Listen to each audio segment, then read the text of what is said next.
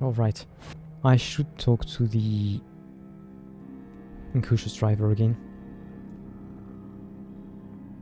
Check on them. Have they recovered from their ordeal in the nature reserve? Apologies. The driver picks irritably at their ear. I was meant to be off this train by now, just going to the well and everything would be fine. Instead, it's unsatisfied principle.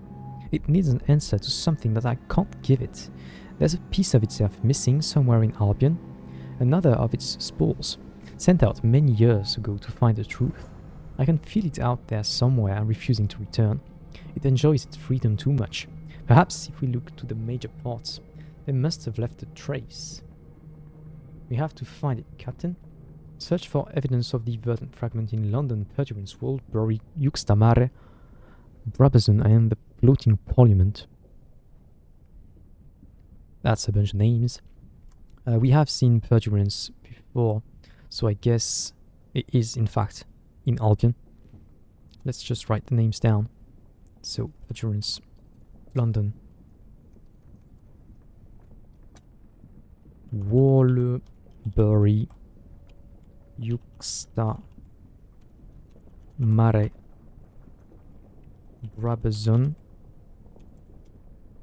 the floating Parliaments. And in each of those places I just add driver.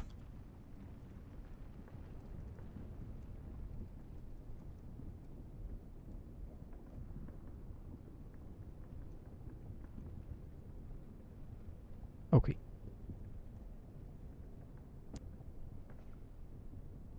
Right. So we have, we are beginning to have a lot of reasons to go to Albion. The navigator, the driver, the rat brigade, and the incognito princess all want us to go to Albion. I would like to do everything I can do in the Reach before going to a new region, but the thought of going to Albion is beginning to be appealing. The other reason I'd want to go there is that there may be new options to upgrade my locomotive there. These ruins predate humanity. Their architecture is gargantuan, their purpose inscrutable.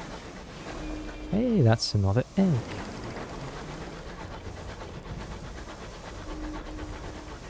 What is that? How deeply did the dead sleep? Lie softly. Take the egg. That's a horror.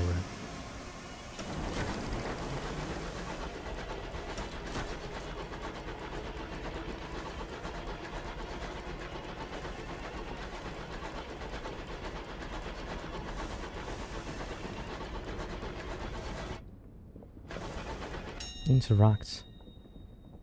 I don't know what I'm interacting with. Oh, what's beneath the ice?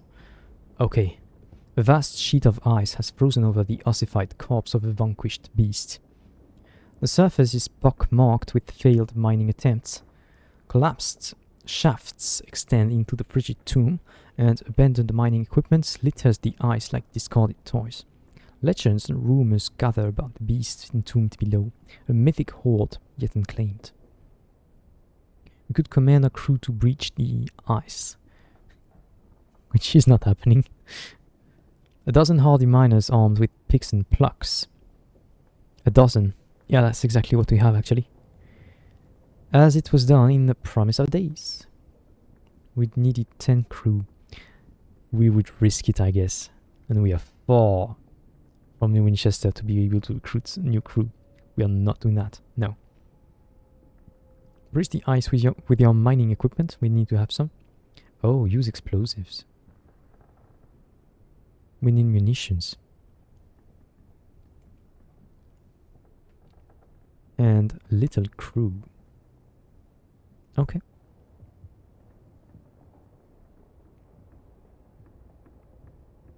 The wind howls, your engine struggles to clear the ice frozen to it. The breeze scatters in your wake, rolling across the surface like dice cast across a board. There is a fierce crunch, and then your engine's free. What was that weird creature? Should we fight it? That's another curator egg, right?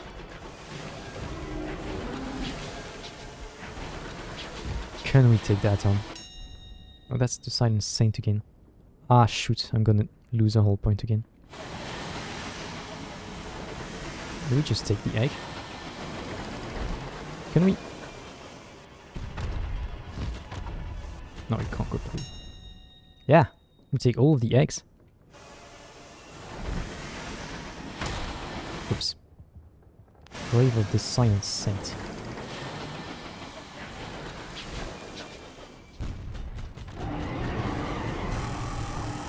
That's a curator.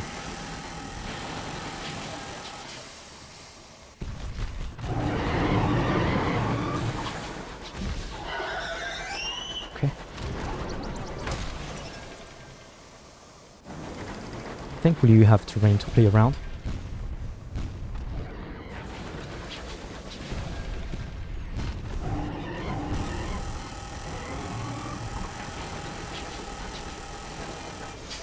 Can it?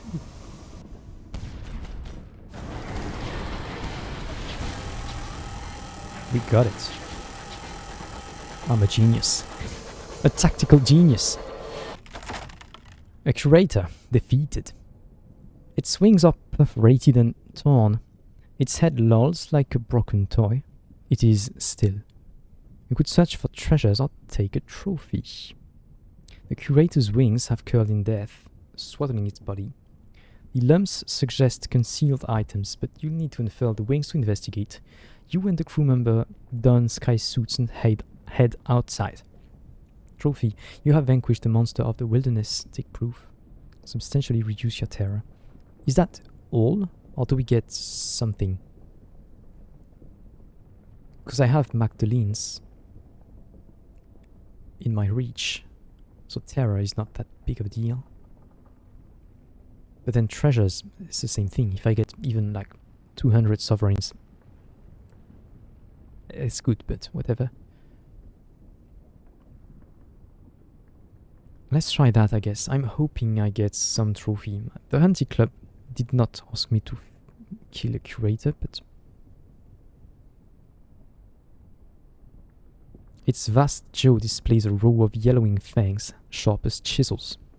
Each is stubbornly rooted in a scarlet, glistening gum, and the beast's head itself is too huge to display. You settle instead for a long-fingered claw. It can hang in the engine room as a reminder of your victory, at least till the smell becomes intolerable. So it reduced our terror by a massive amount. And we only got an uncanny specimen. Okay. That's a bit disappointing.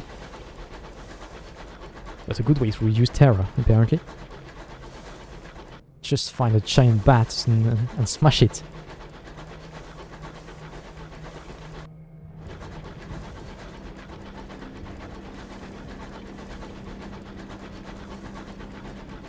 Also, we've got 2 eggs.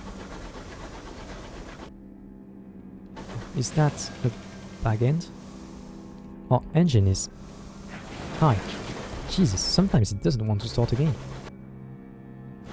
Okay, that's the passage actually, and I'm worried that we might be missing something there. So we'll try that.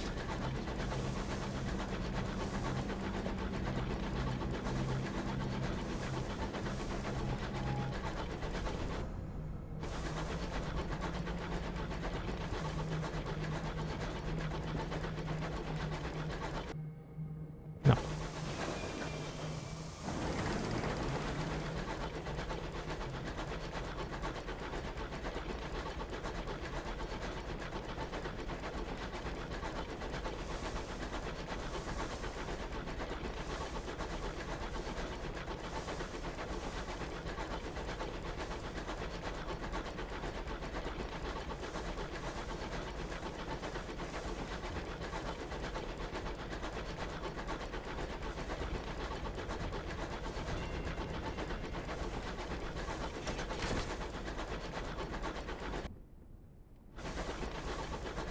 Something to mine again.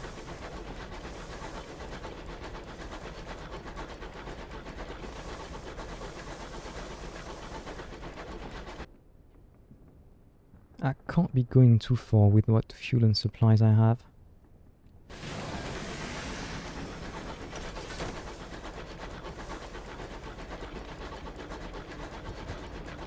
place is so dark.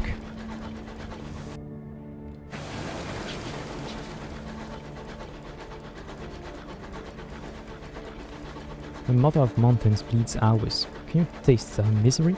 Repentant devil is curious, not sad. Let's send the scout away.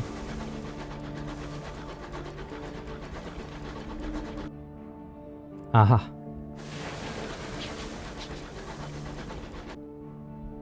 We don't know what it sells. I just hope they do sell fuel. If not, we're gonna have to scurry back.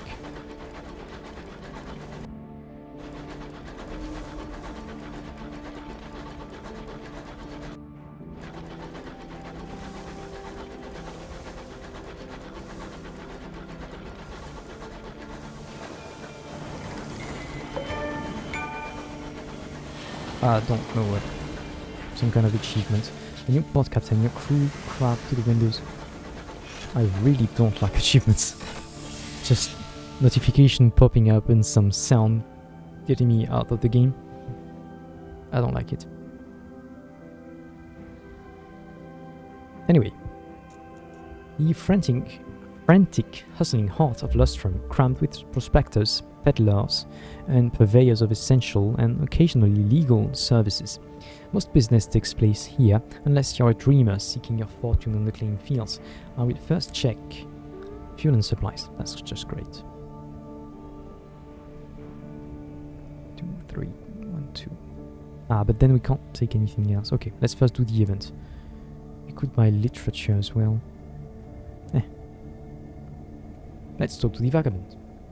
You follow the vagabond past Lustrum's outskirts, into the whirling whiteness beyond. Miles from civilizations, you find a mansion half buried in snow, perched on a rocky outcrop. The vagabond waits to the door and slams on the iron knocker. After some time, the door eases open. A doddering butler peers out, his face so downcast it looks half melted. "Welcome back, sir," says the tragic butler warily. "A letter was delivered in your absence." Explore the mansion. Ask how he could afford that place, or ask about the letter.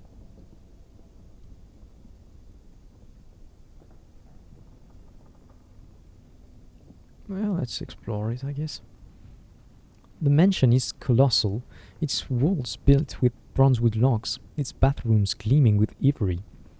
Its walls decorated with gold-framed portraits of a younger, better-groomed vagabond. But it's also obviously been years since it was properly maintained. Some of the windows are broken, and snow has heaped the floor beneath. Black mold streaks the carpet. There is an overpowering smell of damp. That is no good. Ask how he could afford such a place. 10 bedrooms, a kitchen that could staff a dozen cooks, a chandelier that drips with diamonds.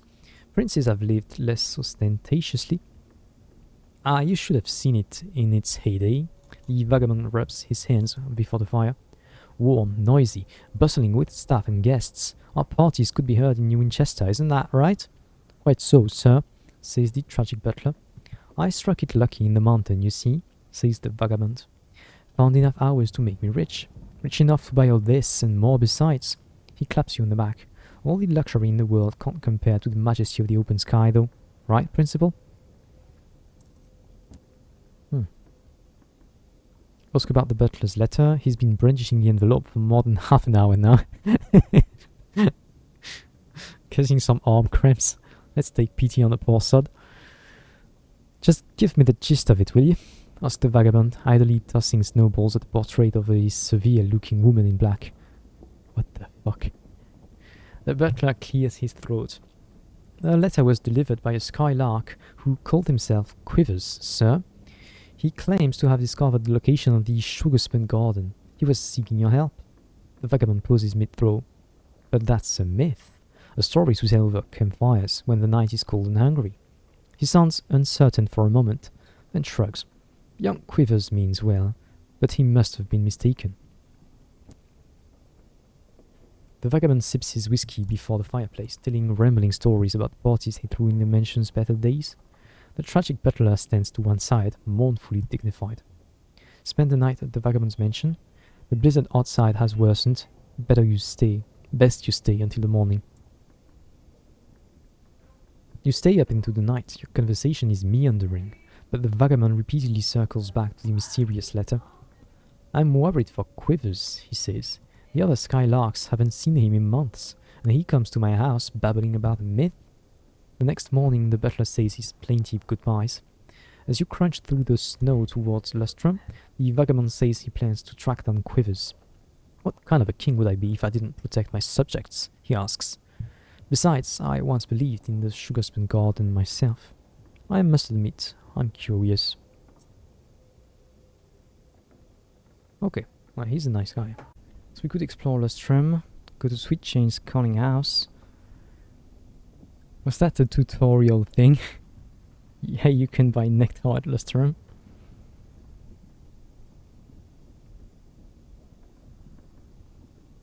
Do we have space in the hall? What are we doing next? I guess we are finally going back. I don't think we're gonna explore anymore.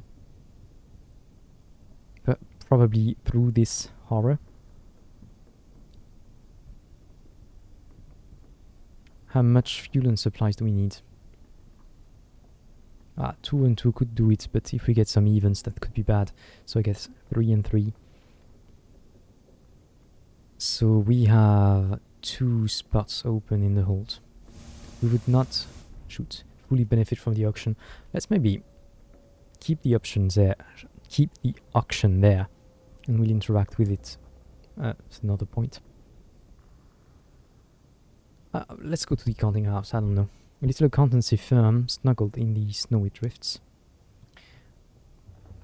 Sweet Jane oversees everything herself. The transference of funds, the balancing of probabilities, the transport of commodities, the termination of contracts. She's huddled behind her desk, swaddled in a monstrously ugly red scarf. While she fiddles with her abacus, I know what the word means, I don't remember the pronunciation. With one gloved hand, she heats the other over a little coal fire. Her one good eye focuses on you. She smiles. She surveys you alarmingly. We will listen to her offer. She limps to the window. Snow batters the window pane. The shadow of the mountain is all but lost in the blizzard. The lantern light means the offices of the Windward Company are just about visible. I was raised by the company. Children of faster workers, you understand.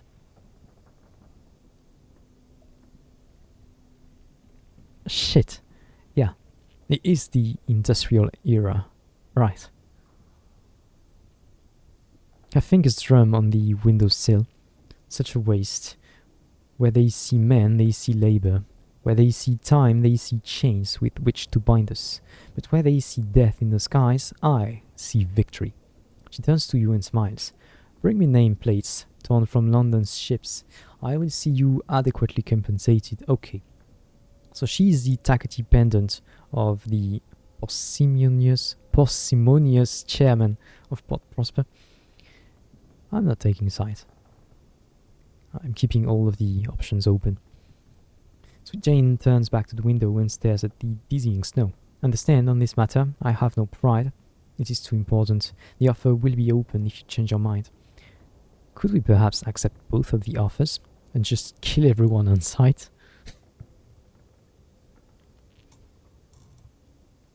Right, report. Ours are the new gold in Albion and Reach, while Lustrum's fortunes remain. It is of interest to many. So much for the quiet retirement village that used to be here. The rush of prospectors has ripped the civility from the place as efficiently as the geodes from the mountainside. The scar that remains are no less vivid. Had some bug flying about. Go away, go away. Fewer and fewer prospectors return with geodes of hours, and the cost of processing them off-site grows every day. Still, for now, Lustrum thrives and offers the promise of riches for any lucky or industrious miner willing to come and risk everything in the snow and the mud. It doesn't want to go away. Jesus. Let's search for the amenable host's identity. Successful prospectors tend to leave their mark on the mountain. People remember those who were able to leave, flush with hours. A locket is passed around the camp of prospectors. Most scratch their heads, others sigh and look away. An elderly prospector approaches, carrying her hat in her hands. "You're the one looking for Grey?" she sighs. "Long dead. Shot, south of the mountain. Wouldn't share his hours. Fool. No point rising high on the mountain if there's no one at the bottom holding you up."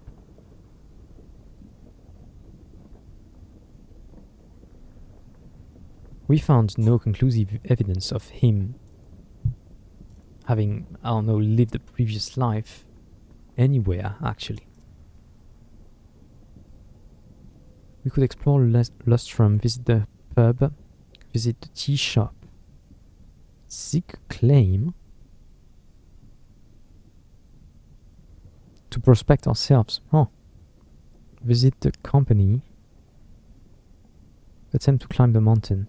In search of the singing caves. We have pretty high iron. And we only have a 28% chance of success. No path leads up to the peak, but with a sturdy stick and a stubborn attitude you may be able to forge one. 2 supplies. I don't know what the consequence for failing that is, but perhaps we could brute force it. I don't know what it would accomplish for us, though.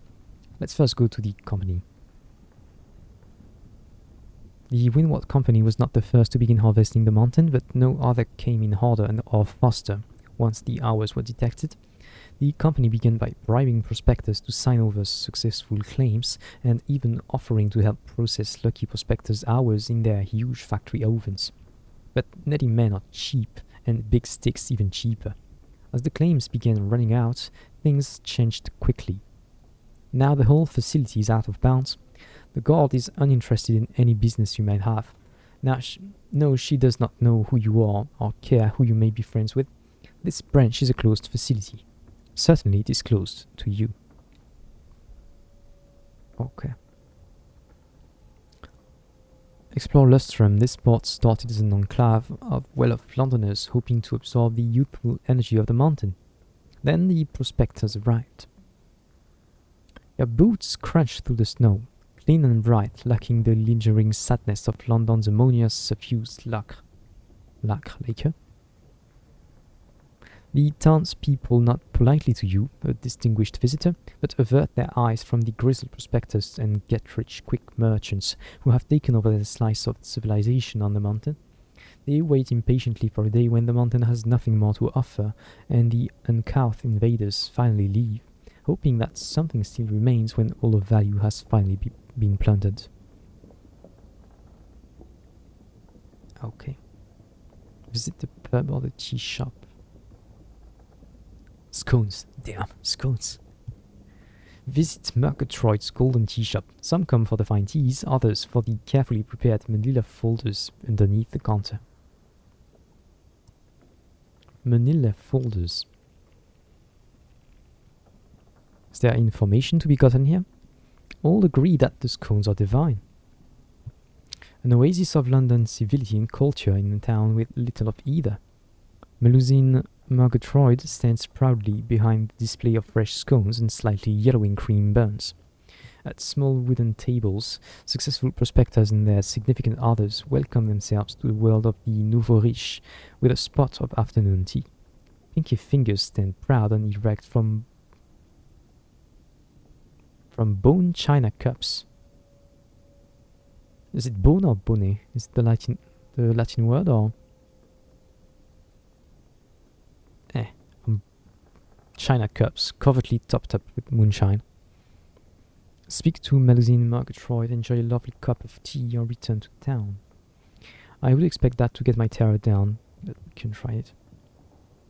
Melusine's mates hurry around, serving a clientele more used to bellowing at bartenders than sitting politely with exquisitely cut cucumber sandwiches. That sounds so boring, cucumber sandwich. Eventually, it is your turn to be served. You are invited to choose your preferred blend. Empress's favor, Eleutherian gold, indulgence blend. So these are the 3 other areas we could visit. I don't know, we are going to London next. Let's go with that.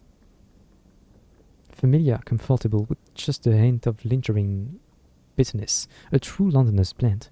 You have sampled Empress's favor. Okay, let's speak to her. She single-handedly runs both the family business and the family business, unless you count the small gaggle of overworked and underpaid maids, which Melusine does not. Smelling faintly of burned hair, she tinkers with the latest invention intended to be her ticket out of both this no horse town, if that's an expression, I don't know it, and her father's control. Eyebrows, she confirms, are a small price to pay for scientific progress.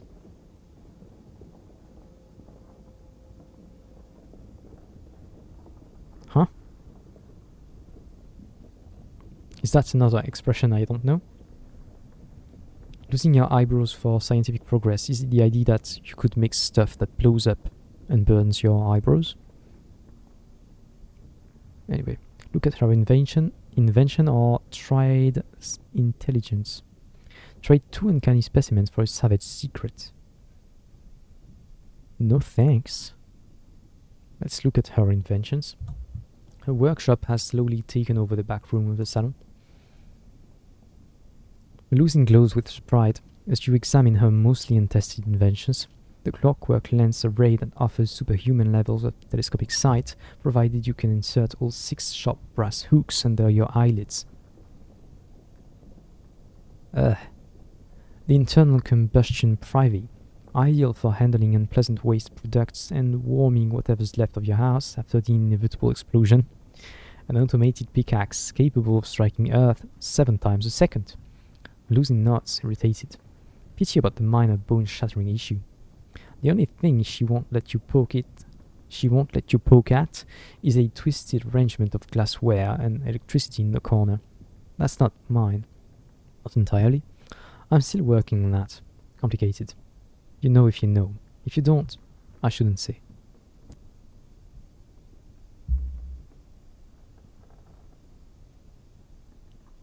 I wonder if doing that would get me in her good graces, but I just don't wanna.